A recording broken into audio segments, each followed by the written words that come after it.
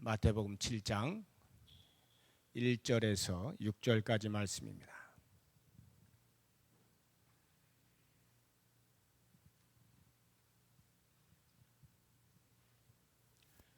마태복음 7장 1절에서 6절까지 찾으셨으면 우리 다 같이 한 목소리로 읽겠습니다.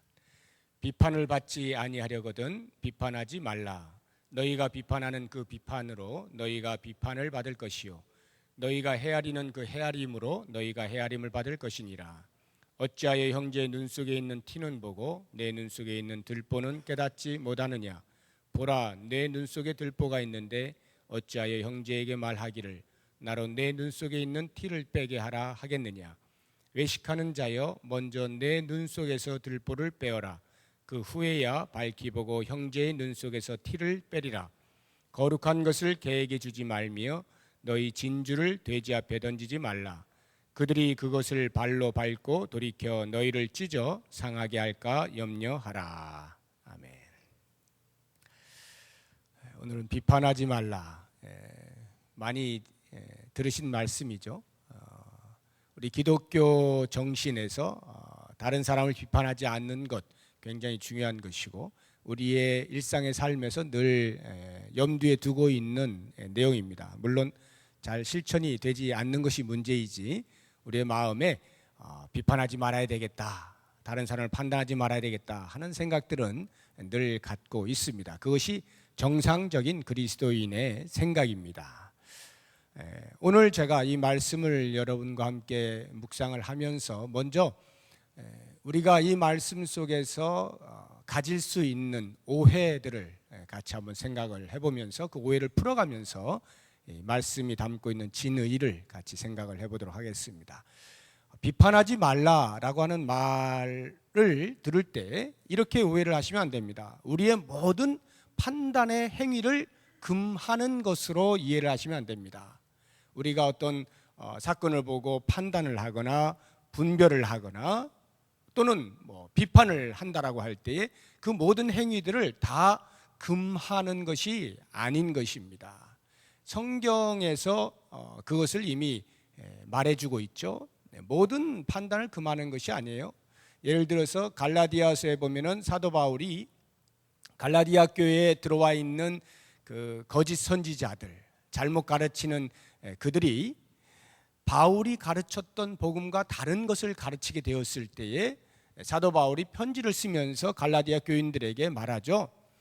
내가 전한 복음 외에 다른 복음을 전하는 자는 저주를 받을지어다.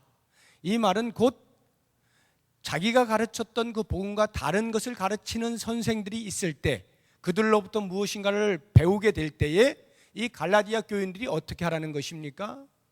잘 분별하고 판단해서 바울 선생님이 가르친 것과 다른 것이라고 할 때에 배척을 해낼 수 있어야 한다라고 하는 것 아니겠습니까? 분별력이 있어야 되는 거죠. 그것이 없이는 이것도 좋고 저것도 좋고 받아들일 수밖에 없는데 이런 진리의 말씀에 대해서 정확한 판단을 할 수 있는 능력이 있어야 한다. 이렇게 말씀을 하시는 것이죠.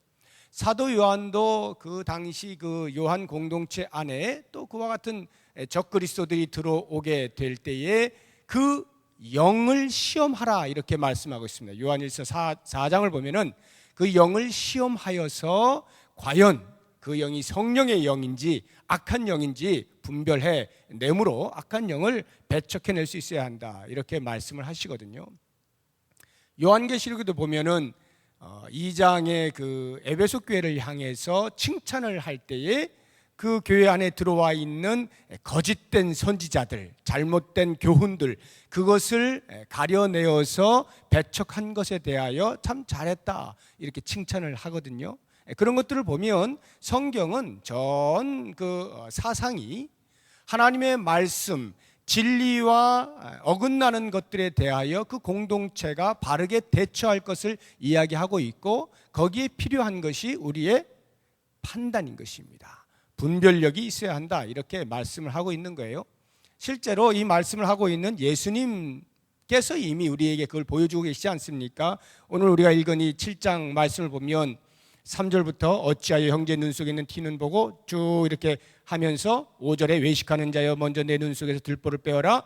그 후에 밝히 보고 형제 눈 속에서 티를 빼리라 하는 이 말씀들이 전부 예수님의 그 진리의 선 직관 속에서 판단하여 말씀하고 있는 것이잖아요. 이미 예수님이 판단을 하고 계시는 것 아닙니까? 너희들은 지금 외식하고 있다 이렇게 말하는 거죠. 물론 그 너희가 지금 이 듣고 있는 그 사람들을 말하는 건 아니에요. 판단을 이미 예수님이 하고 계시는 것입니다. 그래서 6절을 보시게 되면 거룩한 것을 개에게 주지 말며 너희 진주를 돼지 앞에 던지지 말라. 그들이 그것을 발로 밟고 돌이켜 너희를 찢어 상하게 할까 염려하라. 여기 보면 이 거룩한 것을 개에게 주지 말고 너희 진주를 돼지 앞에 던지지 말라. 왜냐하면 그 개나 진주는 무엇이 거룩한 것인지 무엇이 진주이고 좋은 것인지 모른단 말이죠. 그냥 자기들의 가지고 있는 습성을 따라서 할 뿐이다 이런 말이죠. 이건 물론 비유입니다.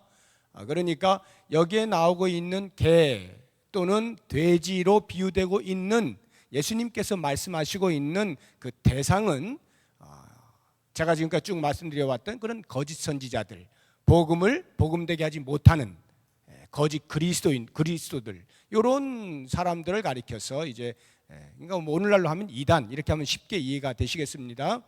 그러한 사람들을 가리키는 것인데 그런 사람들에게 거룩한 것을 던지지 말라. 즉 하나님의 말씀, 복음 아무리 뭐 이야기해봐야 듣지도 않을 뿐만 아니라 오히려 해친다 이런 것이죠. 이건 다 뭐냐 하면 그 거룩한 예수 공동체 안에 진리 아닌 것이 섞여 들어오게 될 때 그것을 분별하는 능력을 가지고 분별해 내라는 거예요. 판단력이 있어야 된다는 것이죠. 그렇게 볼 때 예수님께서 말씀하시는 비판하지 말라라고 하는 것은 모든 우리의 판단 행위를 금하는 것이 아님을 먼저 아셔야 하는 것입니다. 자, 그렇다고 하면 이제 팁으로 이렇게 바른 판단을 하는 경우 또는 건전한 비판이라는 것이 있잖아요. 건전한 비판. 어떤 그 그림을 보면은 야, 이 그림이 어떻고 이렇게 전문가들이 비평을 하지 않습니까? 그런 비평들은 다 건전한 비평들인 것입니다. 그러한 비판들이 있을 수 있다는 거예요. 건전한 비판들이 있을 수 있다는 거예요. 그럴 때조차라도 그러면 우리는 그 판단을 하게 될 때 어떻게 해야 되느냐라고 하는 것을 이 말씀을 통해 우리가 좀 깊이 생각을 해본다면 이런 것입니다. 신중하게 하라 이거예요. 경솔히 판단하지 말고 신중히 생각하라는 거예요. 자, 그러면 우리의 판단하는 행위 속에는 크게 두 가지로 나눠볼 수가 있는데 하나는 사실에 대한 판단이 있을 수가 있습니다. 어떤 사건이 일어났어요. 그럼 그 사건이 어떻게 진행되어진 것이냐라고 하는 객관적인 사실에 대한 판단을 할 수가 있고 그 판단이 지나고 나면 우리가 어떤 판단을 하냐면 되어진 그 사실을 가지고 가치 판단을 하는 것입니다. 그래서 이것이 옳으냐 그르냐, 그래서 이것이 나와 어떤 관계가 있느냐라고 하는 가치 판단을 하게 되어 있는 것입니다. 이렇게 사실 판단과 가치 판단을 하게 되어 있을 때 먼저 사실의 판단을 하게 될 때 여러분들이 주의해야 될 것은 신중하게 판단해라 라고 하는 말이 무슨 말이냐면 사실이라고 하는 어떤 사건이 일어났을 때 그것이 어떻게 일어난 것이냐라고 하는 그 사실을 알기 위하여서는 많은 정보를 수집해야 되는 것입니다. 한두 개의 그 사건을 묘사한 말 몇 가지를 가지고 이 사건은 이것이야 바로 이렇게 판단을 하면 경솔한 판단이 되는 것입니다.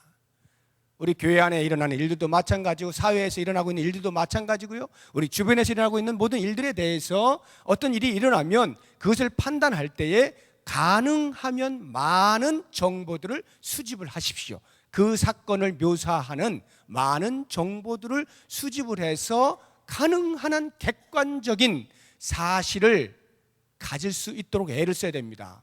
어떤 사건을 묘사할 때요 절대적 객관이라고 하는 것은 없어요. 우리 역사에서 이순신 장군이 무슨 해전에서 이겼다라고 할 때에 그것을 기술하는 것조차도 절대적인 객관적 사실을 묘사할 수는 없는 것입니다. 어떠한 역사가라 할지라도 각각의 나름대로의 주관이 있고요 보는 관점이 있기 때문에 절대 객관은 없어요. 그것은 다시 말하면 그만큼 많은 이야기들을 총체적으로 볼 수 있어야 가능한 한 객관에 도달할 수 있다, 이런 말입니다. 그러니까 사실을 판단하고자 할 때조차도 몇 가지 들은 것 가지고 그럼 그거야 이렇게 하면 안 된다는 것이죠. 이걸 주의하셔야 되고, 그 다음에 이제 그렇게 참 정말 누가 보아도 타당성이 있는 어떤 사건에 대한 객관적인 그런 정보들을 많이 이제 수집을 해서 보니까 이거구나 이렇게 판단이 섰어요. 잘 하신 겁니다. 판단을 한 다음에 그 다음에 이제 내가 그 사실에 대하여 가치를 부여하는 것입니다. 그래서 이 사실은 이거 아주 안 좋은 거야, 이건 참 훌륭했네, 이렇게 가치를 부여할 거 아닙니까? 이 가치를 부여할 때에도 우리도 모르는 사이에 어떻게 그 가치를 부여하는가 하면 내가 경험한 테두리 안에서 밖에는 잘 못하는 우를 범합니다. 즉 내가 생각할 때 이것은 가치 있는 것이고 이것은 가치 없는 것이고, 이렇게 나도 모르게 매겨놓은 게 있어요. 그 기준을 따라서 사실로 드러난 그것을 가치를 매긴단 말입니다. 그러면서 이것은 가치 없는 것, 아주 못된 것이야, 이렇게 바로 할 수가 있는데 조심하라는 것입니다. 왜냐하면 그것은 어찌 보면 내가 경험한 가치의 기준 이상을 넘어서지 못할 때가 있어요. 다시 말하면 그 사건에서 만약 어떤 사람이 주인공으로 등장해서 그 사람에 대해서 평가를 하고자 할 때에 그 사람이 가지고 있는 배경 속에 그 사람이 갖는 가치들이 있잖아요. 그리고 그 가치들에 의하여 어떤 행동을 했다라고 할 때에 나는 그것을 모르는 거예요. 그 사람이 어떤 가치를 가지고 했는지 모르는데 내 가치로 볼 땐 형편없는 거라, 그래 그냥 대놓고 딱 이게 형편없다라고 말을 하면 그 사람의 가치를 인정하지 않는 것이 되잖아요. 그러니까 그러한 실수를 범할 수 있기 때문에 우리가 가치 판단을 할 때에도 내 경험 너머에 여러 경험들이 있음에 대한 이해를 가져야 되고, 그 이해의 폭을 넓히면 넓힐수록 점점 더 판단이 신중해질 수가 있다, 이런 말입니다.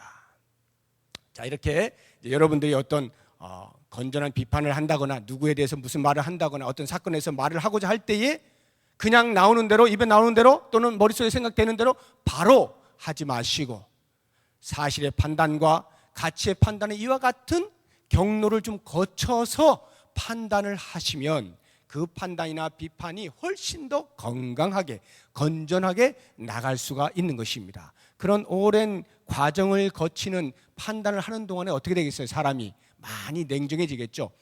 마음의 평안을 가지고 이 객관을 가지고 중심을 잡고 주관적으로 함부로 말하지 아니하고 상당히 객관적으로 판단할 수 있는 그런 시간을 벌게 되는 것입니다. 이러한 것을 여러분들이 꼭 기억하시고 그런 판단의 과정들을 잘 거치시길 바라고, 이제 또 하나 이 비판하지 말라는 말씀을 우리가 보면서 오늘 본문의 말씀을 보면서 오해하기 쉬운 것이 이런 것입니다. 그 7장 1절에 뭐라고 되어 있어요? 비판하지 말라가 사실은 이제 원어에는 제일 앞에 나와 있는데 그 이유로 설명해 놓은 것이 우리 한글 성경에 그게 먼저 나와 있죠. 비판을 받지 아니하려거든, 이렇게 나오죠. 비판을 받지 아니하려거든 비판하지 말라. 이 말씀 우리가 보니까 그렇지, 내가 비판을 할 때에 때로는 그 비판이 나에게 돌아올 때가 있지라고 하는 것이고, 나는 지금 실컷 비판을 했는데 나중에 보니까 비판한 것만큼이나 다른 사람들이 나를 비판하더라, 이거죠. 그러니까 쉽게 비판하지 말라. 괜히 나중에 욕먹을 생각하지 마. 욕먹지 말고 네가 지금 비판하지 않으면 나중에 다른 사람도 너를 비판하지 않을 것 아니냐. 즉 나의 안전을 위한 보호 장치로서, 잘 이해하셔야 됩니다.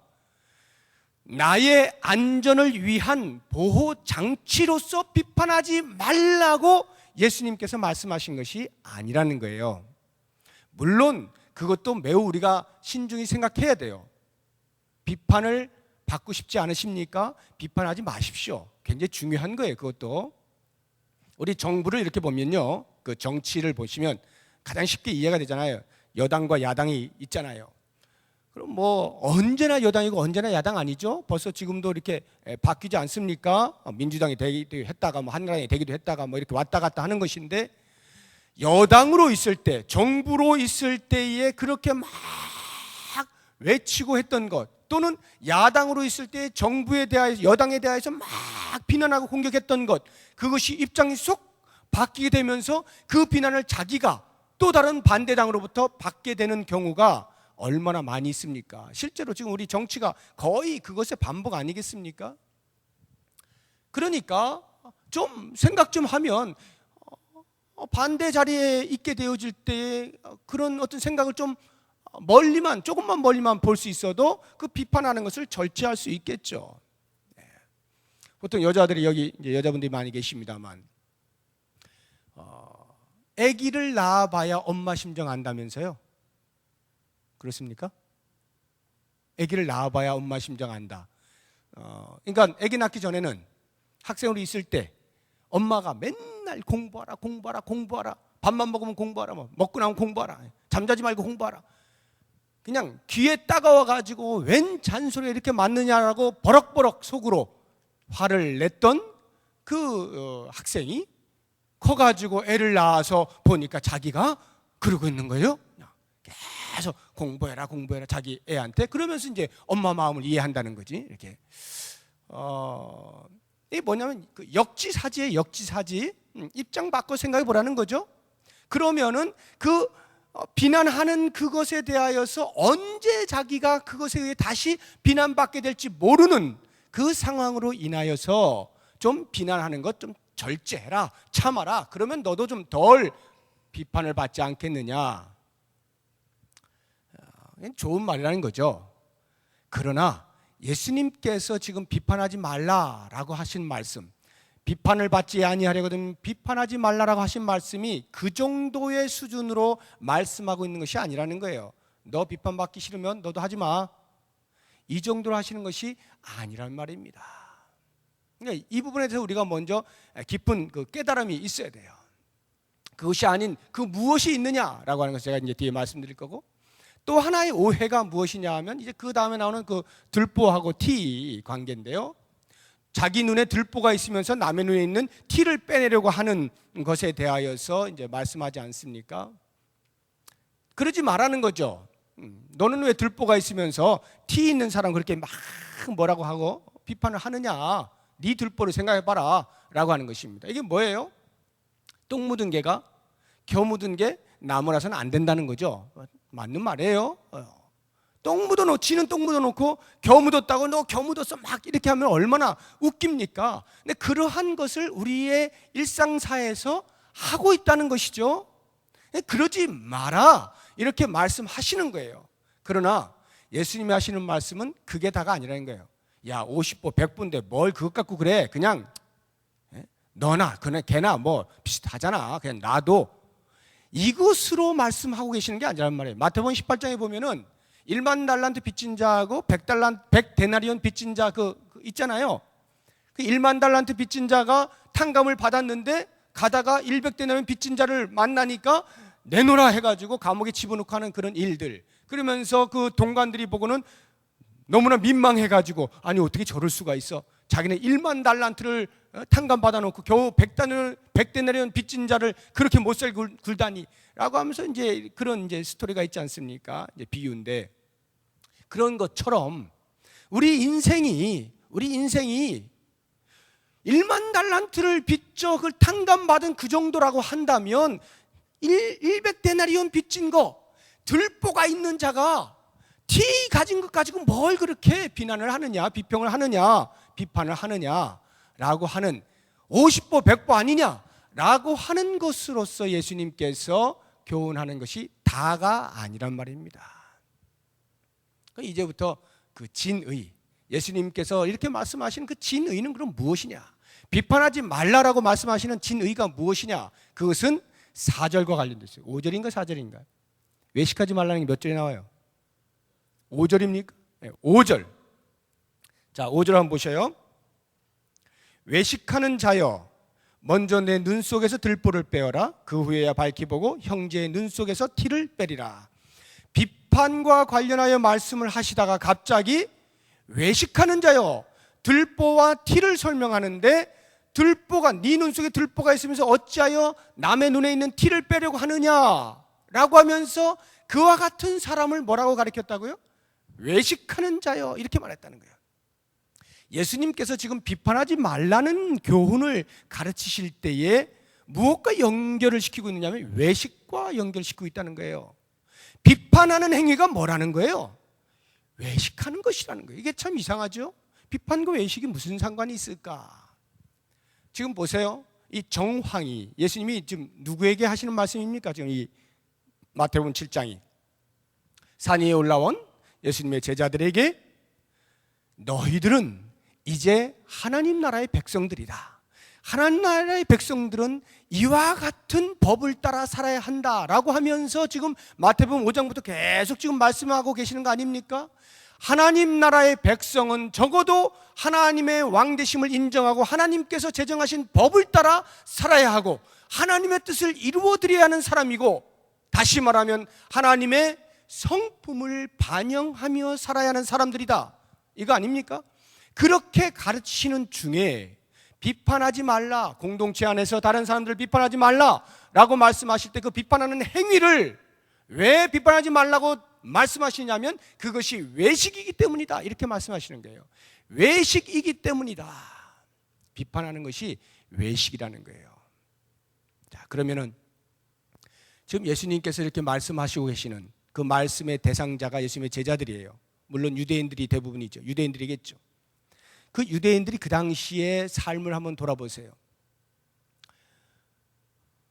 그 종교 지도자들이, 바리새인이나 서기관이나 사두개인들이 늘상 하는 것이 무엇이었습니까?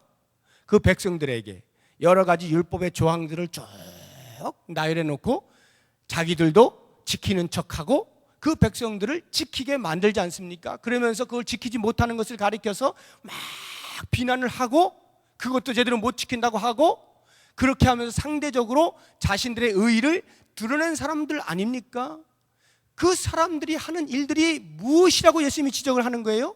외식이다, 이렇게 말씀하시잖아요. 그래서 6장에도 보면 계속 외식에 대한 말씀하시지 않아요? 기도할 때 외식하고, 금식할 때 외식하고, 구제할 때 외식하고, 그 외식하는 그 종교 지도자들, 그렇게 되면 안 된다라고 말씀하시면서 이 비판에 대하여 가르치실 때 동일하게 외식을 들고 나오는데, 그 바리새인들, 그 종교 지도자들이 하는 행위들을 보십시오. 백성들에게 쭉 그 율법의 조문들을 나열해 놓고 지키게 만들잖아요. 근데 실제로는 예수님의 눈에는 그 종교 지도자들이, 자기들은 실제로 손 하나 까딱하지 않는다는 거죠. 손 하나 까딱하지 않고 백성들로 하여금 하게 한다는 것이죠. 그런데 그렇게 하게 할 때 백성들이 다 할 수 있느냐? 다 못해요. 그러니까 어떻게 돼요? 그들에 의해서 저런 매일 책망을 듣고 비난을 받는 거예요. 그것도 제대로 지키지 못한다. 그래가지고 어떻게 하나님을 섬긴다고 말을 하느냐고 계속 책망을 받아온 사람들 아니겠습니까? 지금 모여있는 사람들이. 그렇다고 할 때 예수님께서 왜 그들에게 비판하지 말라라고 말씀하시는가? 그들은 늘 그 비판하는 소리에 익숙해져 있어요. 그 종교지도자들에 대해서 얼마나 많은 비판의 소리를 들어왔습니까? 그러니 자기들도 모르는 사이에 혹이나 이 하나님 나라 안에 들어온 자들로서 옳거니 이제는 역전됐다. 이제 이 하나님 나라에 들어오지 못한 자들, 우리와 다른 자들에 관하여서 우리도 이제는 그들처럼 비판할 수 있는 자리에 드디어 서게 되었구나, 이런 생각을 할 수 있겠잖아요. 남들은 알지 못하는 그 엄청난 비밀을 알고 있는 거 아닙니까? 하나님 나라의 백성으로서 예수 그리스도의 공동체 안에 들어온 이 놀라운 특권, 또 다른 특권이 되어서 이제는 그것을 누릴 때가 된 거예요. 지금까지는 당해왔는데 이제 누릴 때가 된 거예요. 그래서 그 종교 지도자들처럼 다른 사람을 향하여 비평할 수 있는 그런 충분한 소지가 있었기 때문에 그러한 바리새인들과 같은 그런 비판의 자리에 너희들이 들어가면 안 된다, 그것은 전부 외식이다, 이렇게 가르치는 것입니다. 그러면 왜 비판을 외식이라고 하느냐? 그들이 그렇게 가르치고 있는 그 일로 인하여서 다른 사람들을 막 비난하지 않습니까? 백성들을 비난하고 하면서 이들이 갖게 되는 것이 무엇입니까? 그 비난하는 것만큼이나 자기들은 그렇지 않다는 거잖아요. 백성들에게 대해서 너희들은 왜 그것도 못 지켜? 라고 말을 하는 사이에 자기는 지키고 있는 사람이 돼버렸잖아요. 나는 너희들과 같은 그런 죄를 짓고 있지 않아. 나는 너희들과 같이 이렇게 율법을 범하지 않아. 나는 거룩한 사람이야 라고 하는 것을 상대적으로 입증해내고 있잖아요. 자기 자신에 대해서는 스스로 만족하고 있잖아요.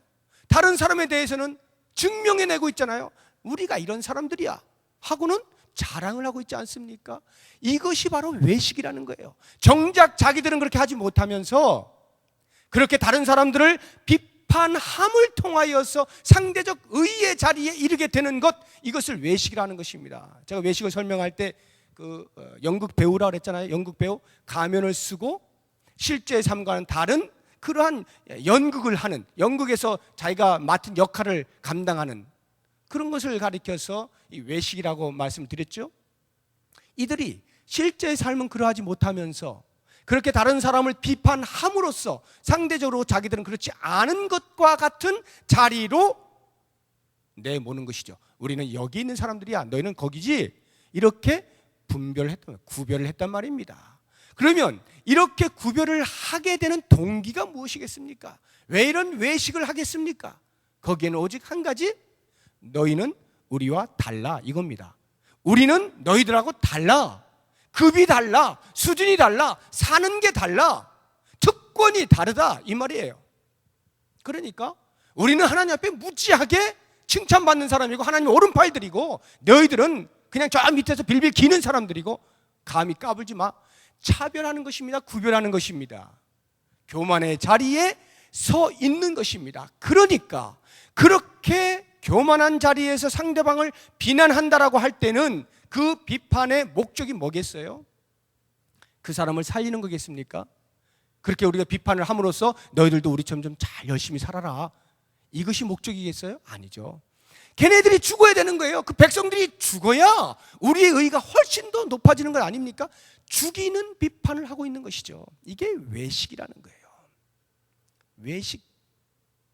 우리들에게 예수님께서 지금 말씀하시고 계시는 것이 바로 이와 같은 외식의 껍데기를 벗어버려라, 비판하지 말라는 것입니다.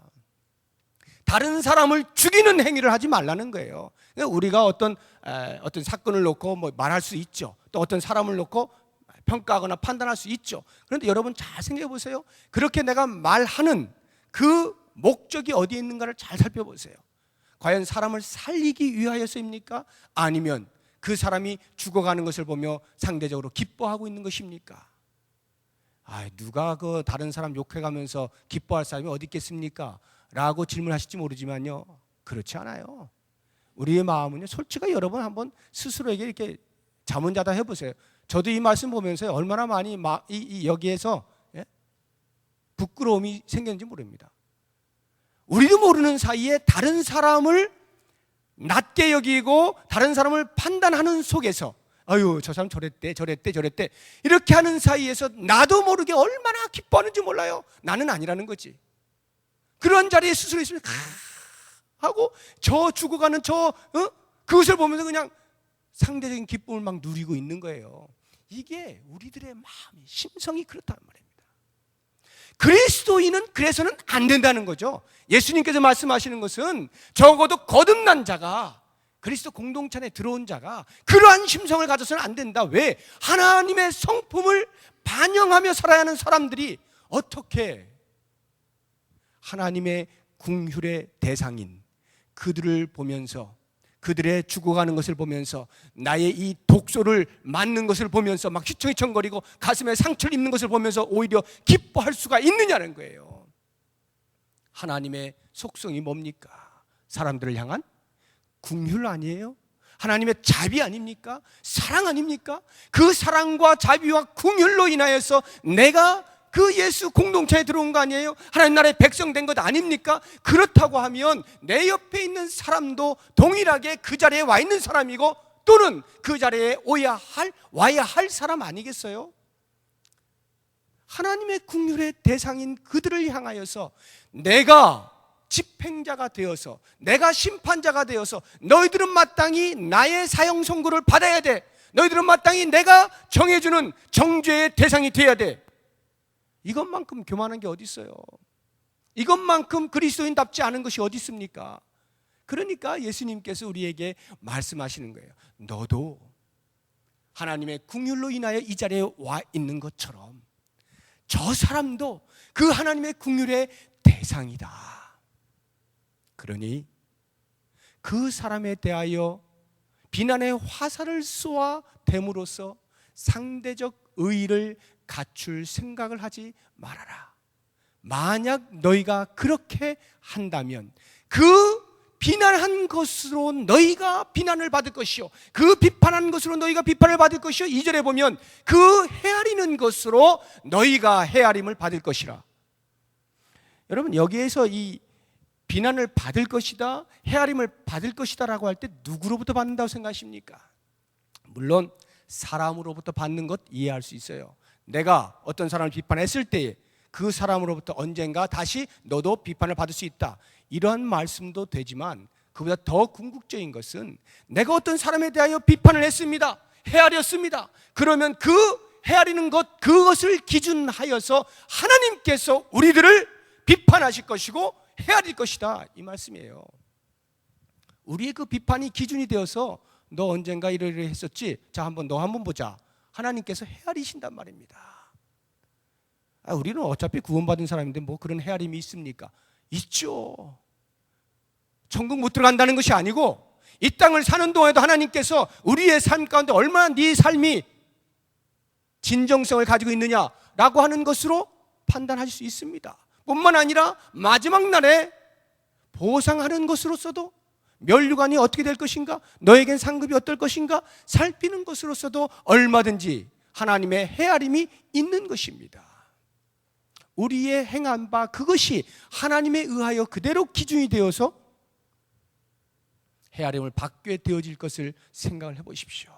사랑하는 여러분, 오늘 예수님께서 이 공동체 안에 주시는 비판하지 말라라고 하는 말씀을 우리 가정 안에서 남편과 아내가, 부모와 자녀 간에, 또는 조금 넓게 우리 교회 안에서, 한 부서 안에서, 또는 부서와 부서끼리 우리 교회 공동체에 서로서로를 향하여서 과연 우리가 얼마나 이 말씀의 진의를 깨닫고 우리의 외식을 버릴 수 있는가, 이것이 오늘 우리의 기도의 제목이 되어야 합니다. 외식을 버리십시다.